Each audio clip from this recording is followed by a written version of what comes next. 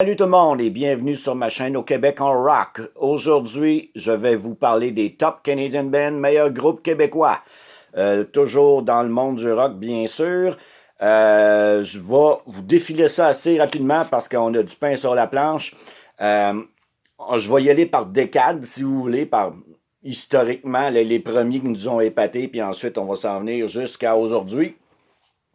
Alors, sans plus tarder, on commence.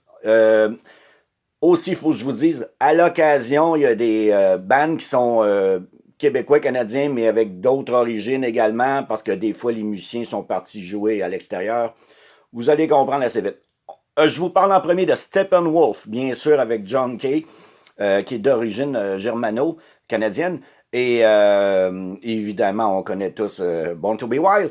Mais une des pièces qui m'intéresse dans cette band-là, c'est surtout The Pusher. Alors, si vous pouvez écouter ça, ça va vous donner une idée du groupe Steppenwolf, Margit Capper Ride également. Guess Who, avec Burton Cummings, qui a une voix assez spéciale. Évidemment, qui ont fait American Woman. Il y a un groupe assez populaire, oui, dans les années 70. Ensuite, BTO, Backman Turner Overdrive, Not Fragile, une de mes best tunes que j'apprécie beaucoup. Très populaire dans les années 70. Neil Young, qui a émigré assez vite aux États-Unis. Il a joué avec les trois Folkmen, Crosby, Still, Nash, et voilà, aux États-Unis. Mais il est devenu très populaire également. Mash McCann, groupe québécois, As the Years Go By, tout le monde connaît ça. Mash McCann, il y a trois gars de ces gars-là, de ce groupe-là, qui sont partis formés après 1971.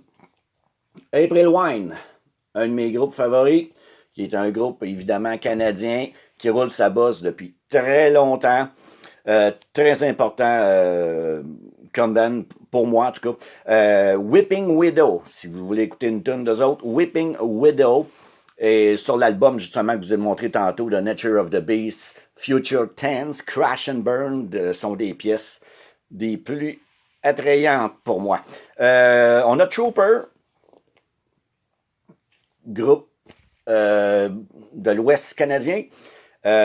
Plus soft comme musique, mais assez attrayante quand même. All Day and All Night, ils ont repris une tune de The Kings. Raise a Little Hell sont des tunes qui ont joué beaucoup à la radio. Un de mes groupes favoris, Street Heart.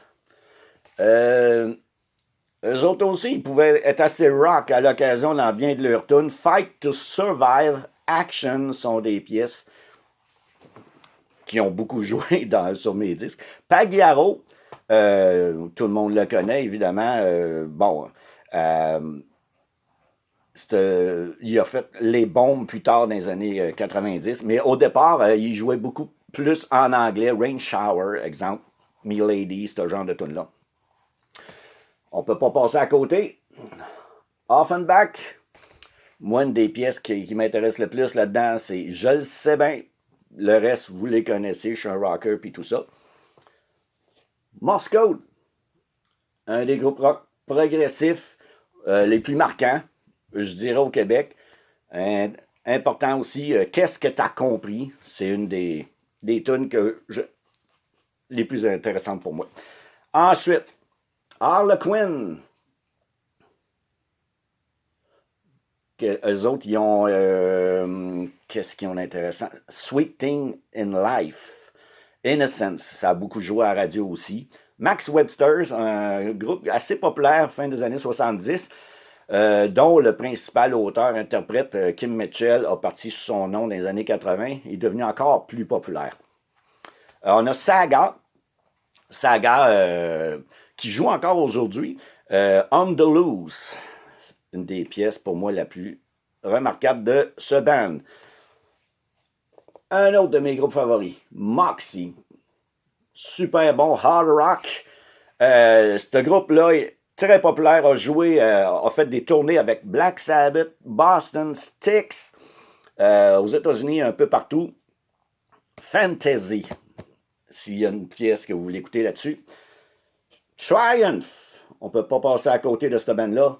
Rock and Roll Machine, C'est ceux qui ont fait Lay It on the Line et tout ça. Mais si vous voulez avoir une bonne idée des capacités du guitariste, entre autres, écoutez le US Festival en 83 aux États-Unis. Triumph est invité là. Ils ont rocké la place. Fist, surtout populaire plus au début des années 80, là. Mais Day by Day, cet album-là, particulièrement, ils ont changé de chanteur. Habituellement, c'était Chénier, le guitariste original. Pour moi aussi, j'apprécie beaucoup cet album-là. On y va avec Rush. On ne peut pas passer à côté de Rush. Dans les années 80, ils sont devenus plus populaires avec Tom Sawyer, mais dans les années 70, c'était plus hard rock, progressif. Dont cet album-là, qui avait la pièce Temple of Syrinx, Working Man des années 70, très rock aussi. Un de mes préférés, signé par lui-même, Frank Marino et Mahogany Rush, Canadien, Montréalais d'origine même. Écoutez, sur l'album live Johnny B. Good, vous allez savoir c'est quoi un guitariste. Chilliwack, plus soft rock, la région de Vancouver, Colombie-Britannique. Fly by Night, une pièce pratiquement balade progressive, si on peut dire comme ça. Ils sont devenus un petit peu plus rock commercial radio par la suite. Tease sont devenus populaires avec leur tour au Japon. C'est un autre groupe canadien qui a eu beaucoup de ventes. Bon hard rock. Gonna Have a Good Time Tonight. Une de leurs pièces mémorables. Là, on a un petit peu plus du rock FM canadien, Prism, avec Space Superstar. Toronto, groupe avec une chanteuse ou deux. Rough Trade, avec la Carol Pope, High School Confidential. Là, au point de vue Québec, directement, un des premiers groupes, en tout cas, qui a disqué, un groupe punk de l'époque, des années 70, Danger, Défonce et Fin du Monde. Allez voir ça sur YouTube. Intéressante comme pièce. On ne peut pas passer à côté d'autres choses avec notre Lucien Francoeur national. Des lyrics très poétiques, assez profonds à l'occasion. Pas toujours, mais divertissants. Et sous une musique assez hard rock aussi à l'occasion. On a d'autres groupes québécois de la fin des années 70 qui ont marqué, Manège Octobre, c'est pas très rock, mais il fallait le souligner. Gare au loup, Complainte du maréchal Biron, pourquoi pas, on peut en parler aussi. Là, on tomberait dans les années 80. Et la décennie 90 par la suite. On a des bands canadiens comme Coney Hatch. J'apprécie beaucoup ce band. Très hard rock aussi. Devil's Deck à écouter. Not Going, national, il vient de Nouvelle-Écosse, je crois. Il s'est joint à Styx plus tard dans les années 90, début 2000, en tout cas. Il s'est joint avec Styx. Puis Criminal Mind est une pièce assez remarquable. On ne peut pas passer à côté de Loverboy, dont deux membres étaient dans le band Street Heart. Tout le monde connaît Turn Me Loose, évidemment. Moi, j'aime bien Gangs in the Street, Strike Zone. Notre Montréalais d'origine aussi, Aldo Nova. Ce gars-là, il savait jouer de la guitare. Fantasy, Under the Gun sont des pièces marquantes pour lui. Il a vendu un peu son âme au diable en allant jouer pour Céline Dion plus tard. Ça, c'est une autre histoire. Mais c'est un très bon guitariste. On ne peut pas passer à côté de Bryan Adams. Évidemment, Summer of 69. Everything I Do It For You, qui a joué dans le film Robin des Bois, Kids Wanna Rock. Très populaire comme musicien canadien. On a également Red Rider et Tom Cochrane. S'il y a une pièce que je peux vous recommander, c'est Lunatic Fringe. Honeymoon Suite, des gars de Niagara Falls. Évidemment, New Girl Now, Burning in Love. Blue Radio avec, comment il s'appelle? James Gregory Keeler. C'est un gars de Montréal aussi. Il s'est joint avec Blue Radio. Ils ont fait Lost Together, Try. Des pièces assez éminentes de cette band-là. Un groupe ici plus ou moins connu, mais qu'il fallait que je vous en parle. Concert. Je pense qu'on fait un album ou deux, mais leur pièce, allez voir ça sur YouTube, écoutez ça sur YouTube, Poudre à canon. Le band, tout simplement, s'appelle Concert. On ne peut pas passer à côté de Corbeau. Évidemment, leur premier album, c'était plus avec Pierre Harel comme chanteur principal. Marjo était pratiquement choriste. Mais ils ont fait une pièce comme L'agriculture. Et leur plus rock, à mon avis, c'est Demain. Ce band-là, quand même, ouais, a été populaire et ont marqué le monde du rock québécois. On y va avec un peu dans le blues. Des gars de Montréal aussi, du Québec. Steve Hill, musicien de blues assez impressionnant. Il jouait pas de pique à l'occasion aussi. Il roule. Bob Walsh, malheureusement décédé en 2016. Colin James. Allez voir Just Came Back sur YouTube avec la descente en hélicoptère, très impressionnant. Jeff Ely, qui lui était un guitariste qui jouait avec la guitare couchée sur ses genoux, si vous voulez. Il était atteint de cécité, une maladie qu'il a eue à l'âge de 1 an. Et il en est même décédé du cancer en 2008. Malheureusement, il nous a quittés, mais c'était un excellent guitariste dans les top 100, bien coté. Éric Lapointe, évidemment, dans le monde du rock, on ne peut pas passer à côté. T'as Helix, avec leur fameuse tune Rock You, qui est un hymne au rock. Killer Draft, au début si vous voulez, du hard rock metal des années 80. Écoutez, Heavy Mental Breakdown. Trop féroce, plus ou moins connu, je l'avoue, mais déjà en 85, c'est un band qui marquait un peu le genre avec une espèce de métal symphonique impressionnante avec une chanteuse aussi avec une vocalise très rock, très rauque. Qu'est-ce qu'on a? Anvil, groupe canadien, il y a eu un documentaire là-dessus, sur cette bande-là, leur histoire un peu, comment ils travaillent fort pour rester à la fine page. Et qu'est-ce qu'on a? Voivod, pour les métalleux, c'est une référence, c'est un groupe québécois qui a marqué le monde du métal. Ils ont repris la tune Astronomie Dominée de Pink Floyd. Vous irez écouter ça. Là, on tombe dans plus fin des années 80, début 90, des groupes québécois plus radio pop. Appelons-ça comme ça. Parfait Salaud. Écoutez, 200 jours. Vilain Pingouin.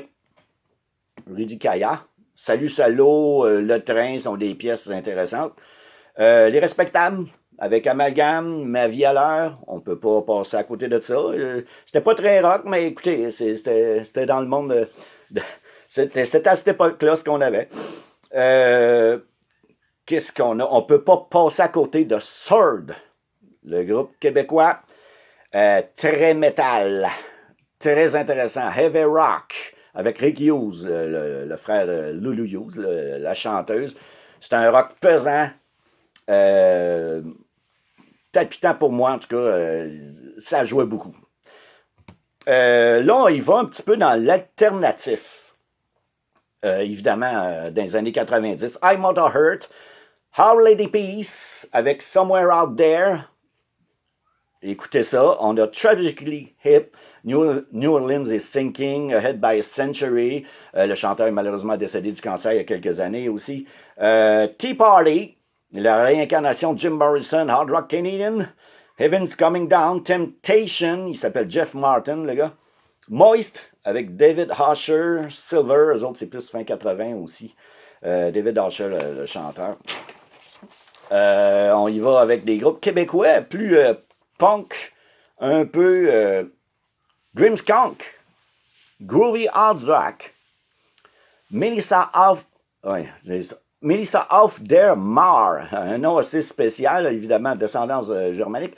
Elle, pourquoi je la cite, c'est une basswoman. Je ne sais pas si on peut dire ça. En tout cas, elle a joué pour Smashing Pumpkins, c'est pour ça que c'est dans la liste ici. Bon, les colocs du trad, c'est pas très rock, mais c'est une musique festive quand même, avec des textes sombres. On connaît l'histoire du chanteur principal. 6am. Plus populaire fin 80, début 90. Écoutez, Fauve de nuit. Sword, j'en parlais tout à l'heure. Where to Hide, ça c'est une pièce de Sword à écouter. Slave on Dope, très rock, I Will Never Feel, c'est un groupe québécois aussi, comme Sword. Headpins, groupe canadien avec la chanteuse Darby Mills. Écoutez, Breaking Down, ce groupe-là était assez intéressant aussi. Analyze, on ne peut pas passer à côté. Superbe chanteuse, Black Velvet, Sonny Say You Will, très populaire dans les années 80-90. Là, on y va dans le plus élevé un peu. Début des années 80, on avait Annihilator, des groupes canadiens toujours, Anonymous, et le plus intéressant pour moi, Exciter, c'est le drummer qui chantait là-dessus. Écoutez, Rising of the Dead. Ça va vous montrer c'est quoi Exciter, avec des pochettes impressionnantes aussi, je ne l'ai pas avec moi malheureusement. Là, on tombe déjà dans les années 2000, avec les groupes canadiens les plus marquants, les plus importants. Nickelback, on ne peut pas passer à côté. How You Remind Me. Écoutez, ce groupe-là, il a attiré un peu les foudres de bien des gens, je ne sais pas quoi, des haters. On ne sait pas pourquoi, ils sont devenus trop populaires, puis ça n'a pas fait l'affaire de tout le monde. Simple Plan, punk pop québécois, il a été très populaire, ils ont fait des tournées mondiales. C'est important de le souligner. The Damn Truth, un groupe québécois très récent. Danko Jones, First Date, c'est une tune assez un bon tempo. Billy Talent, punk metal, c'est assez dur de le définir, moderne en tout cas. Billy Talent, Finger Eleven, la tune Paralyzed, vaut la peine d'être écouté. Half Moon Run, genre de rock adulte alternative. Mes deux préférés ici pour finir, groupe quand même assez récent, c'est la scène canadienne, Theory of a Dead Man avec No Surprise, Santa Monica et 3 Days Grace, I Hate Everything About You et Home sont les pièces assez éminentes de ces deux bandes-là qui pour moi retiennent le plus l'attention. Écoutez mes chers amis, dans les prochains posts, on a toujours nos top rock progressive bands qui s'en viennent. Bref historique des bandes de filles. 25 best Black Sabbath songs. Puis les top bands d'aujourd'hui également dans le monde du rock. Alors écoutez, je vous remercie beaucoup d'être là et à la prochaine.